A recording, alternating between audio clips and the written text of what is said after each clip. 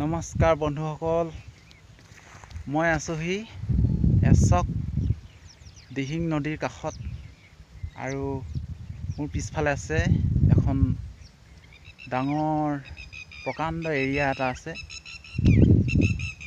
সেই এৰিয়াটোত চৰাইজনী চাওঁ, ইমান ধুনীয়া।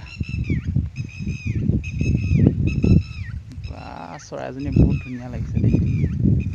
এচক মই আছোহি এই দিহিং নদীৰ কাষতে আৰু ইয়াত চল চাপৰি আছে। বিভিন্ন ধৰণৰ ৰাইজে খেতি কৰিছে আৰু এই নদী সিপাৰতে ৰাইজে বিভিন্ন ধৰণৰ খেতি কৰিছে। এই জেগাটো চাওক, ইমান সুন্দৰ, প্ৰকাণ্ড। চাওক, সুন্দৰ প্ৰকাণ্ড এৰিয়া।